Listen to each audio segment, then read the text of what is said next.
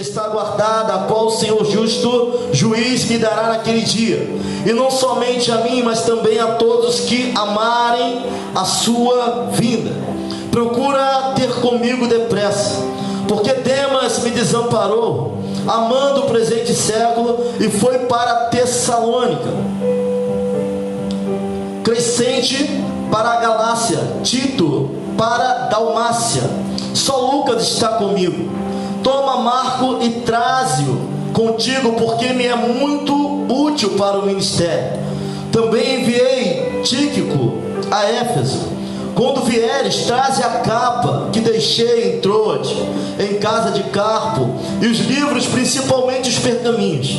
Alexandre, o latoeiro, causou-me muitos males.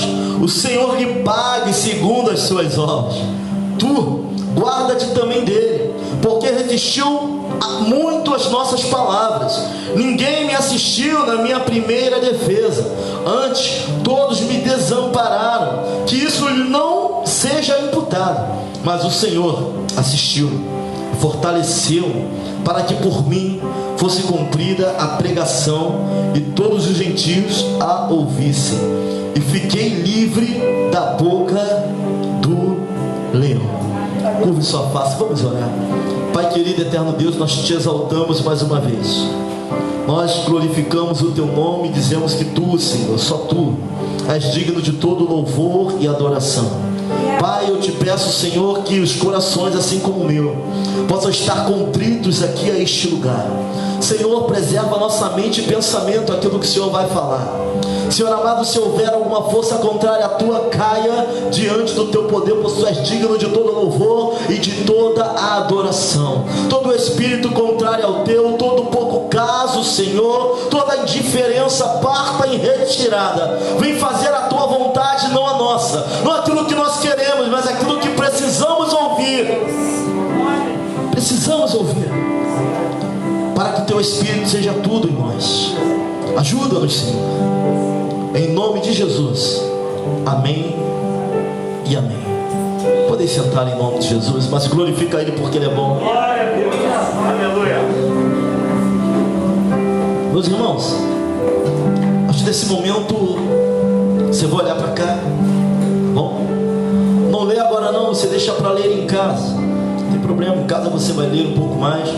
Mas aquilo que Deus vai estar falando através do pregador que aqui está, do mensageiro desta noite, deixa um pouquinho de lado a internet, deixa um pouquinho de lado, porque se nós não pararmos para ouvirmos a Deus, irmãos, não vamos parar para mais nada. Esse é o problema da nossa geração, a gente não para ouvir aquilo que Deus tem. Então olha um pouquinho aqui para o pastor, solta, larga um pouquinho. Nós estamos vendo um dos trechos finais de um grande homem de Deus, irmãos. Não só Paulo, mas também Pedro, também João. Homens que foram notáveis, fizeram coisas notáveis na presença do Senhor. Eu fazendo uma retrospectiva de vida cristã, contando também com a quarta-feira onde eu conheci o pastor, que eu sou ruim de nome, eu vou esquecer o nome dele, mas eu vou lembrar daqui a pouco. Valmir. E ele me contando das dores ministeriais, das pelejas, das guerras. O pastor, cabecinha bem branca, com mais experiência e mais história para contar do que nós, irmãos. E nós temos que abaixar a cabeça e entender quando alguém com mais experiência está falando. Isso é bom nós entendermos isso, porque nós não somos dados ao aconselhamento. E ele estava falando sobre as dores ministeriais, sobre as experiências, o tempinho que a gente parou aqui para conversar. E escolhi esse homem chamado Paulo. Eu poderia pegar a vida, o início do ministério de Paulo, lá em Atos, onde ele aparece, Atos 8, pela primeira vez, ali consentindo na morte de Estevão. Poderíamos falar da sua conversão no capítulo 9, mas Deus nos levou a falar do final de Paulo, já no final da sua carreira, porque o final da carreira dele vai expressar como foi toda a sua carreira diante do Senhor. O final da carreira de Paulo simplesmente expressa que tipo de crente Paulo foi, que tipo de cristão realmente Paulo foi. Estamos falando de vida cristã saudável e vida cristã equilibrada. Irmãos, o que é uma vida saudável? Significa ter escolha que resultem em um corpo e uma mente saudável. Vida saudável vem de escolhas.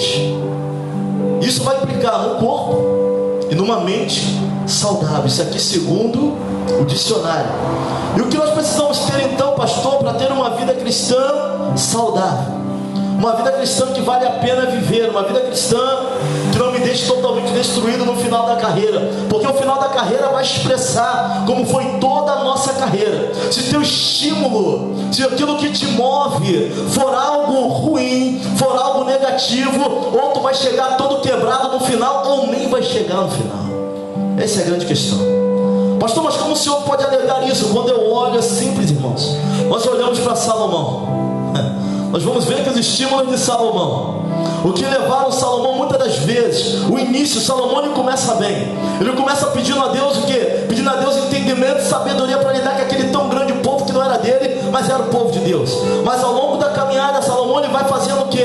Salomão ele vai casando, ele vai fazendo tratados, ele vai saindo de onde Deus colocou, e chega no final da carreira de Salomão, Salomão vai dizer: vaidade, vaidade, tudo é vaidade. Ele vai dizer: olha, o final de tudo é temer a Deus e os seus mandamentos. Esse é o dever de todo homem. Quando eu penso conjecturando em Salomão falando isso, eu vejo um homem sentado no seu trono velho, arrependido de muitas coisas que não deveria fazer, mas ele fez. A grande questão é quando os nossos estímulos são errados, quando os nossos estímulos são negativos, irmãos. Nós nos estimulamos por algumas questões que não é Deus falando, não é Deus na frente, são questões nossas, é o melhor para nós, e aí está a dificuldade. Porque eu vejo Paulo, e falando de Paulo, da vida de Paulo, nós vamos ver Paulo já ser entregue por aspersão, Paulo ser entregue por sacrifício.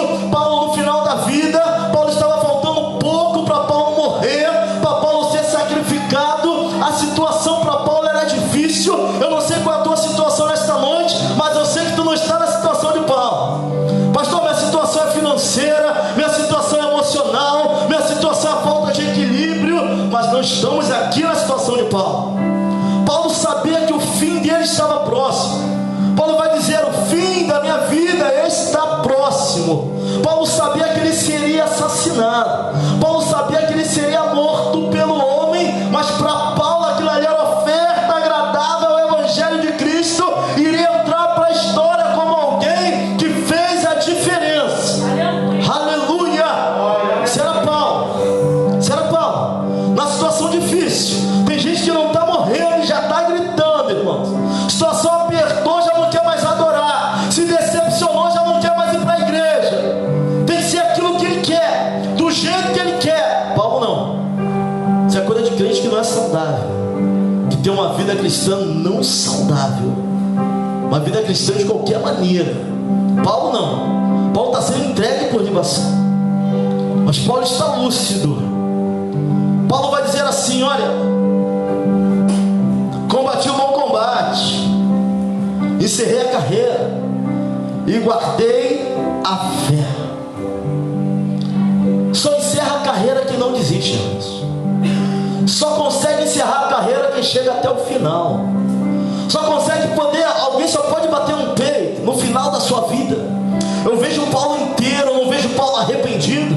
Quando ele fala: eu combati o bom combate, ele está dizendo: eu preguei para quem tinha que pregar, evangelizei quem tinha que evangelizar, Deus curou através do meu ministério quem tinha que curar. Não me arrependo de nada do que eu fiz, porque Deus estava na frente dos meus estímulos.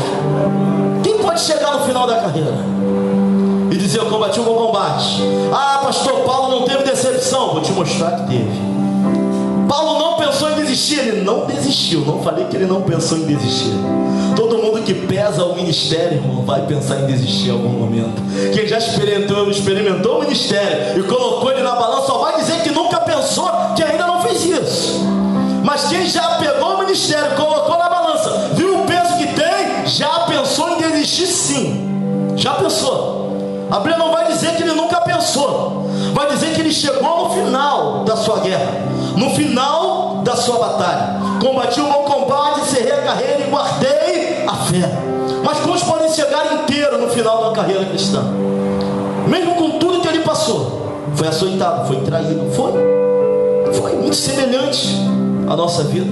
Tem pessoas hoje que estão afastadas daquilo que Deus tem para a vida delas, devido às guerras, aos próprios erros, às dificuldades, às traições, às punhaladas, foi jogada no poço. E tem gente que ele quer te matar de qualquer maneira, irmão. Tem gente que parece que tem o espírito de Caim, quer matar o irmão que está do lado de qualquer maneira. E não quer que tu saia não, tem que ficar para morrer. Se Deus te der a direção, tu não pode sair. Paulo ele vai chegar muito inteiro no final do seu ministério. Todos nós já pensamos em desistir em algum momento. Quem pesa e sabe o peso do ministério já pensou em desistir em algum momento. Mas ele vai dizer: eu encerrei a carreira. Só encerra a carreira quem não desiste. Pensamento é algo que vem e vai. Vou te fazer uma pergunta nessa noite. Você pode impedir que um pássaro pouse na tua cabeça, você andando distraído? Mas você pode impedir que ele faça ninho. Tem coisas que nós não vamos permitir que fique. Só vai ficar se você deixar. Passou pela cabeça de Paulo a desistência, se é que passou, porque ele também não fala isso, só estou conjecturando. Mas o que a Bíblia nos relata com certeza é que ele não desiste. Paulo chega inteiro no final da carreira. Quantos aqui querem chegar inteiros no final da carreira? Eu preciso chegar inteiro no final dessa carreira. Mas nós vamos ter que entender o que Paulo fez, o que Paulo passou e a postura de Paulo, para que ele chegasse inteiro no final da carreira. Porque estar inteiro não significa ausência de conflito. Estar inteiro não significa ausência de guerra. Tem guerra fora, tem guerra dentro, tem guerra no trabalho, tem guerra dentro de casa. Isso não significa que as guerras vão nos despedaçar, se atentarmos para aquilo que Paulo fez, aquilo que Estevão fez, aquilo que Pedro, não falo mais o Pedro que negou Jesus, mas agora eu falo o Pedro, irmãos. O Pedro disposto a morrer por esse evangelho, aquilo que João fez. Versículo 8 vai dizer assim, vamos devagar: desde agora a coroa da justiça me está guardada, a qual o Senhor justo e juiz me dará naquele dia, e não somente a mim, mas também a todos aqueles que amarem a sua vinda. Quer ter uma vida cristã saudável?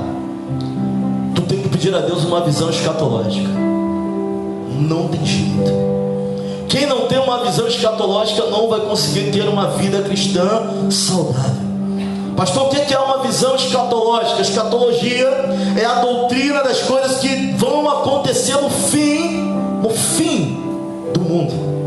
O que Paulo vai dizer? Combati o bom combate, encerrei a carreira e guardei a fé. Agora já me é esperada o que? A coroa. Paulo está nessa terra, mas a mente de Paulo não mais, irmãos. Para ter uma vida cristã saudável, nós temos que não viver pelo que os olhos veem. Temos que viver por fé, é aquilo que a Bíblia nos diz. Quem não consegue ter isso, não vai ter uma vida cristã saudável. Sabe por quê? Só se preocupa com agora. Se decepcionou é agora, não olha para aquilo que Deus tem na frente. Quer ver um exemplo? Deus está falando dessa igreja desde o início dela. Fica firme no processo para que possa entender mas quem só enxerga presente não vai ver propósito. Fala para quem está do seu lado assim, ó, tu tem que ter uma visão escatológica. Não é agora, não é hoje, não é ser movido pelas emoções. Paulo ele olha para uma visão futura. Agora já me é preparada a coroa, já não está mais nessa terra não. Paulo está dizendo, vou arrancar minha cabeça, meu corpo vai cair para um lado, a cabeça para o outro, mas tem coroa guardada para mim. Paulo tem uma visão escatológica das coisas de Deus. Paulo tem uma visão do futuro, e tem gente aqui com a visão limitada demais. E é por isso que nós não amadurecemos, nós não crescemos, não enxergamos o amanhã. Irmãos, tem gente que para chegar até aqui teve que abrir mão de um monte de coisas, que para chegar até onde Deus te colocou hoje, você teve que fazer escolhas para ter uma vida com Deus saudável, para que as coisas de Deus acontecessem na nossa vida. Paulo está entendendo onde ele está preso. Paulo está entendendo que está para ser entregue por aspersão, por sacrifício. Mas ele vai falar assim, ó, combati o bom combate, a minha carreira na terra acabou, mas agora já me é esperado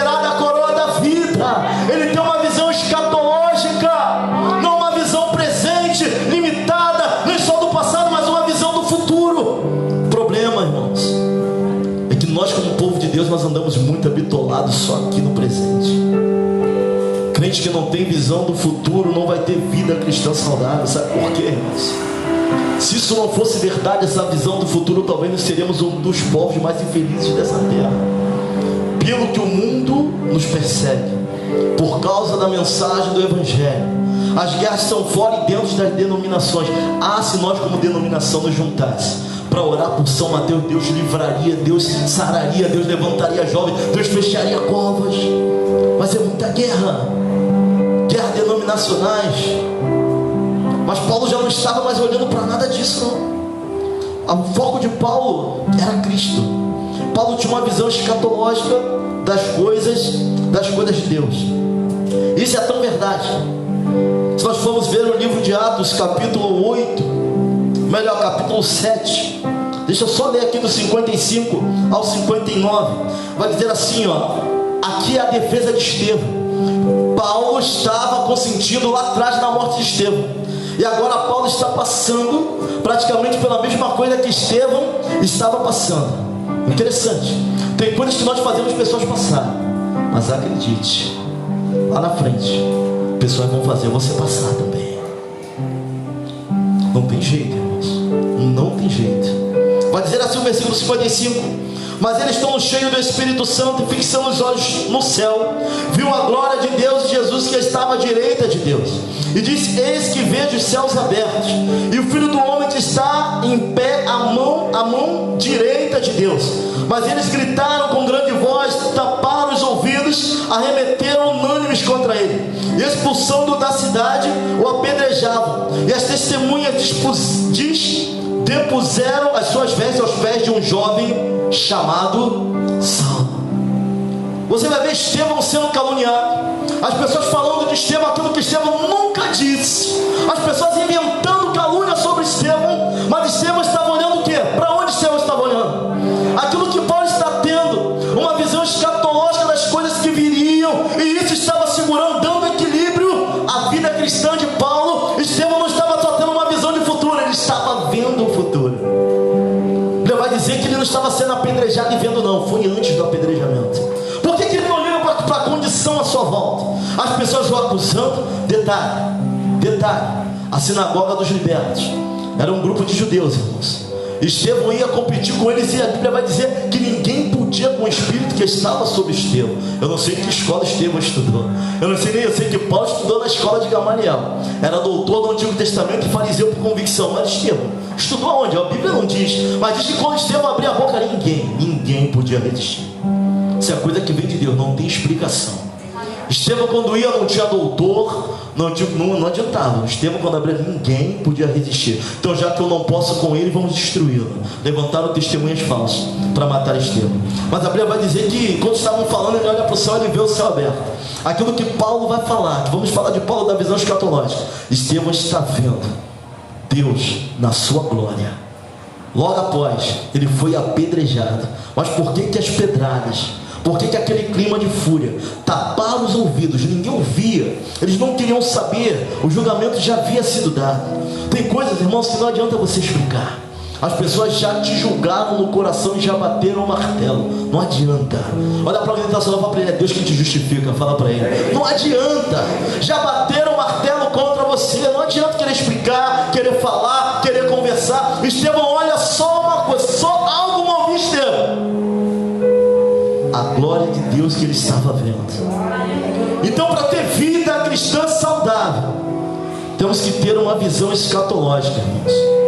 Não daquilo só que está ao nosso redor. O que está ao nosso redor hoje é a pandemia. Quantas pessoas já morreram na pandemia? Olha só, eu quero te falar algo de Deus.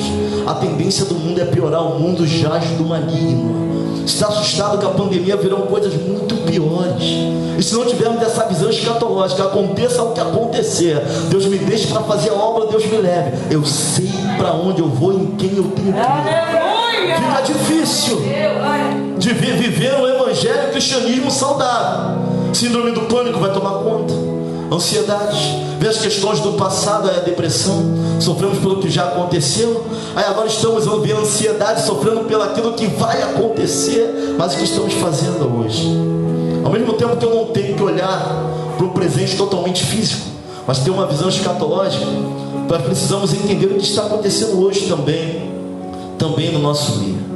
Primeira coisa, irmãos, temos que ter uma visão, diga comigo, uma visão escatológica. Não adianta. Se você não olhar Deus no final do túnel, em meio a essa escuridão, se você não enxergar pela fé uma luz lá no fim, se você não começar a declarar que essa selva de pedra vai passar, que não há mal que dure para sempre, não há. Tudo vai, céus e terra passarão, mas Ele e a sua palavra não vão passar. Vai ficar difícil, não vai ter uma vida cristã saudável. Pelo contrário, vai viver o Evangelho de qualquer maneira, de qualquer forma. Vamos agora aqui, 2 Timóteo capítulo 7. Já estávamos lá, finalzinho do capítulo 7 de 2 Timóteo. 2 Timóteo capítulo 4. Timóteo vai dizer assim, combati o bom combate, acabei a carreira e guardei a fé. Versículo 8. Desde agora, coroa da vida. Aí ele vai dizer lá no final, não somente a mim, mas também a todos que amarem a sua vinda. Ele está com a visão escatológica. Ele está falando que o que está acontecendo com ele ali é passageiro, mas aquilo que virá será eterno. Ele tem uma visão de reino, ele tem uma visão das coisas de Deus, mas ele vai falar assim, que a coroa é garantida não somente a ele, mas a todos aqueles que amarem a sua vinda. E agora, mais do que ter a visão, irmãos, vou te apresentar dois tipos de amores. Dois tipos de amores. O primeiro amor é o amor escatológico. Não adianta só ter a visão, você tem que ter um amor por isso. O próprio Jesus, na ceia, sua última ceia, ele vai falar assim: fazer isso em memória, você tem que amar isso, amar aquilo que vai estar acontecendo no fim. O crente que não anela, que não ama, que não almeja pela vinda de Cristo, guarda isso, ainda não se converteu de fato. Salvo tem que anelar a vinda de Cristo.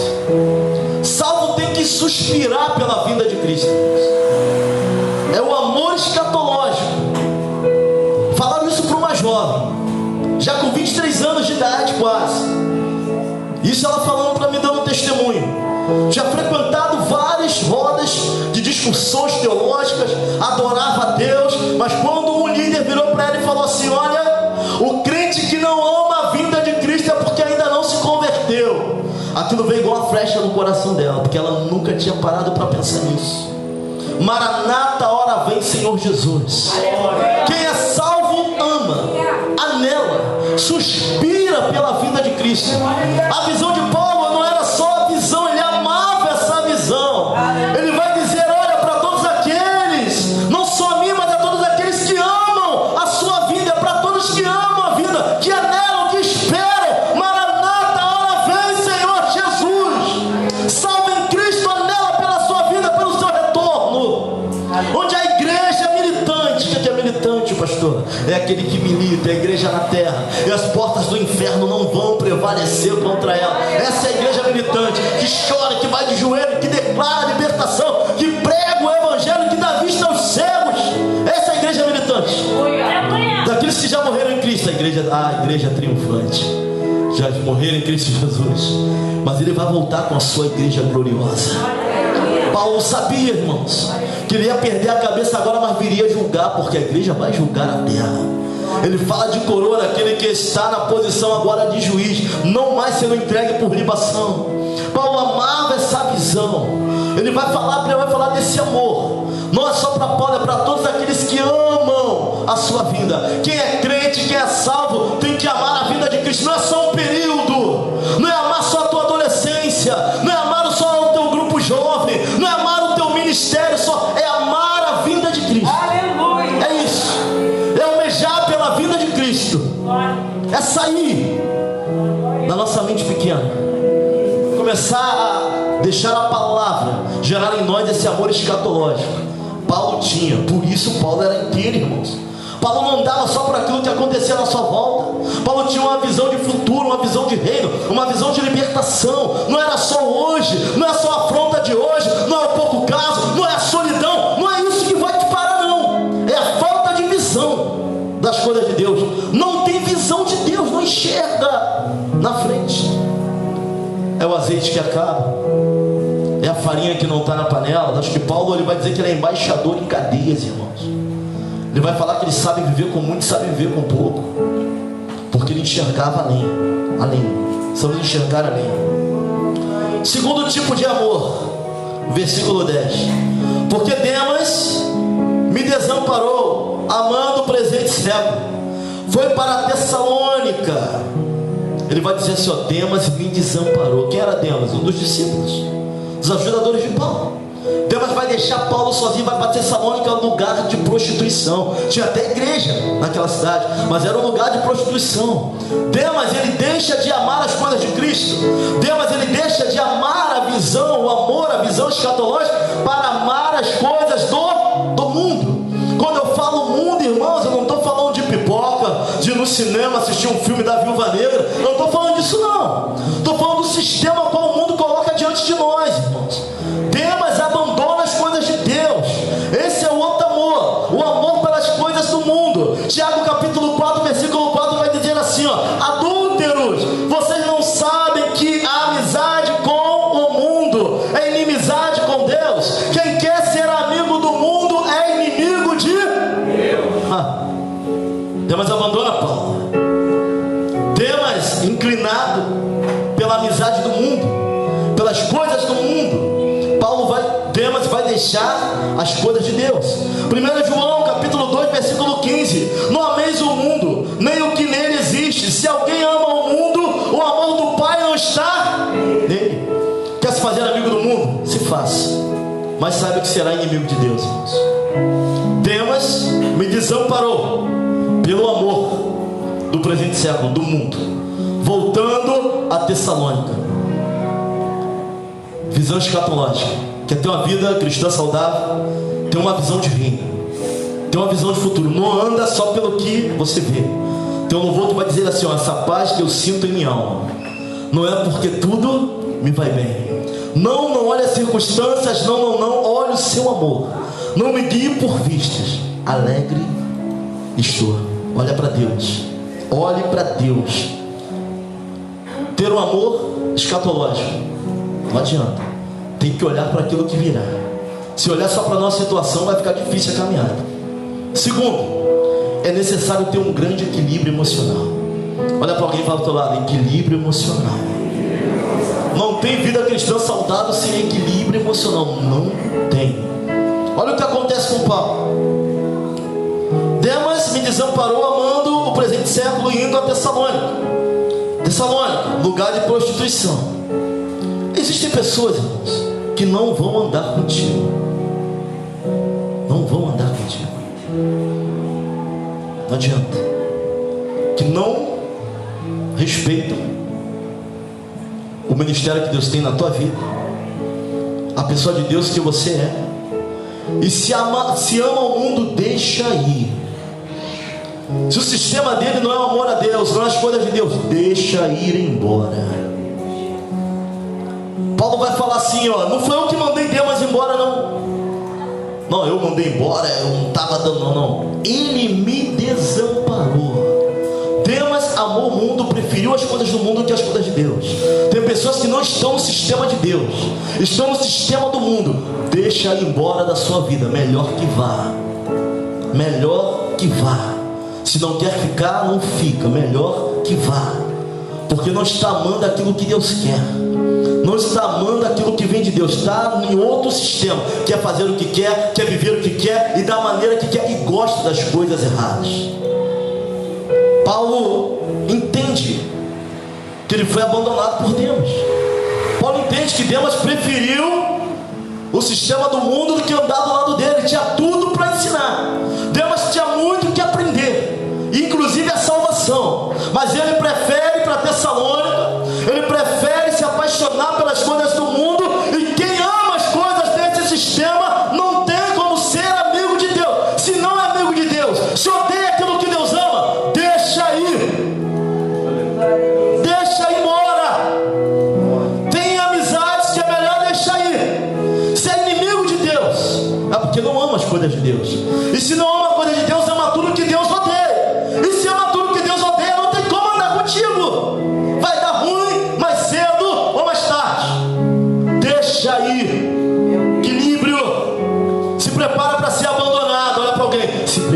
para ser abandonado. Tem equilíbrio. Tem equilíbrio na caminhada, meu irmão, minha irmã. Equilíbrio. Onde você menos esperar, vão te virar as costas. Na obra, vão te virar as costas. Se prepara. Paulo está inteiro equilibrado, emocionalmente equilibrado, com visão de reino, escatológica, com visão das coisas de Deus. Paulo, versículo 11. Só Lucas está comigo. Toma Marcos e traz. Olha o que ele vai falar. Só tem Lucas. Sabe por que é importante o equilíbrio emocional? Porque no evangelho, quando ele não é evangelho de oba-oba, quando ele é evangelho de oba-oba, a igreja vira clube. Mas quando o evangelho não é de oba-oba, é evangelho na palavra, tem momentos que você vai passar sozinho. Você vai passar no deserto, e aí a tua fé fica em prova, a minha fé é colocada em prova. Se não tivermos um equilíbrio emocional em Deus, tu vai reclamar: ninguém orou por mim, ninguém veio me visitar quando eu estava mal, ninguém veio na minha igreja, o pessoal da minha igreja não me procurou. Tem guerras que tu vai passar sozinho, e é Deus na causa. Olha para alguém que está só falando assim: meu irmão, tem guerras que você vai passar só. Tem jeito. Paulo vai falar: só Lucas está comigo, só Lucas me assistiu.